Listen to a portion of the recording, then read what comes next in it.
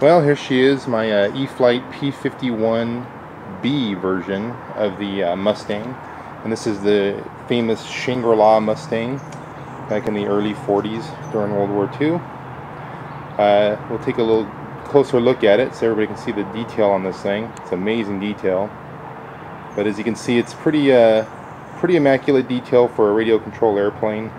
It's made out of balsa wood and ultra coat covering. You get a pan around there, you can see the detail in it. Right now I'm using a master air screw prop on it. There's the famous Shangri-La markings. Well, the tail of this plane actually has an airfoil, just like the wing, which is pretty great for a RC plane. Typically, the tail sections are pretty flat. If you look at the hinges of all the control surfaces, they're pocketed, just like the real airplane. There's my elevator up and down. If you look at the rudder is in a nice little pocket there. And you can zoom back out a little bit to take a look at that. So the rudder tucks into a nice little pocket, and of course the tail wheel assembly moves with the rudder. One of the cool things about this model is it also has flaps, so we'll get a close look at those.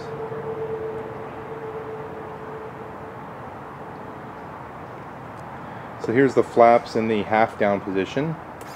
That'd be for takeoffs. And then also for landing, you put in the full down position. So half, full, and then when you're flying, move them up. And of course we've got the moving ailerons there.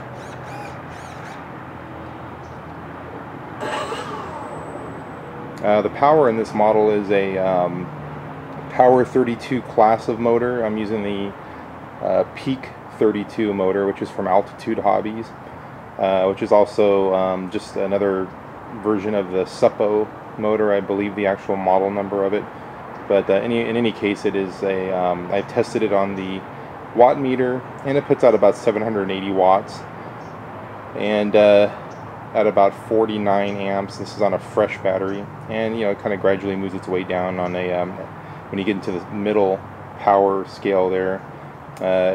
It tends to pull about 680 watts at about 40 amps at full throttle, and that'll hold there for 3 or 4 minutes. Anyways, that's a good power motor. Okay, so I'm going to show everybody the retracts on the model. The retracts are all hooked up.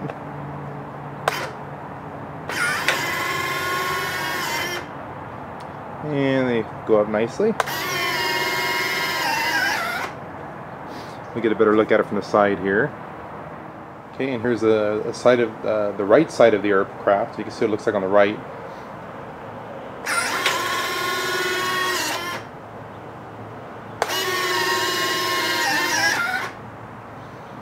All right. So the cockpit scale is really nice on this thing. I don't have a pilot for it yet, but I've ordered one from Aces of Iron, which I'll be getting all detailed and painted with my brother, and we'll get that in here. And one of the other steps I'm going to do, which I'll show everybody when it's complete, is the weathering of this plane. I'm going to actually weather it, which means I'm going to make it look like a real warbird. Get rid of the shine, because right now you can see it's pretty shiny. The P-51 Mustang wasn't really a shiny plane. The P-51B, the olive drab paint was a flat paint.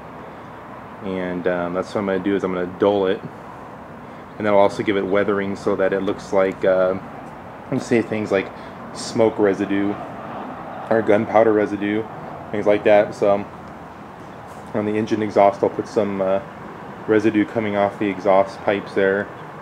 You'll see it kind of be like a black smoke residue that'll be blowing back on the plane, and then on the guns I'll do gunpowder residue on those. Oh, there she is, the P-51 Mustang by E-Flite, P-51B, and it'll be doing its maiden flight tomorrow, so I'll make sure to film that and show everybody how she flies. Other than that, look forward to the maiden flight tomorrow.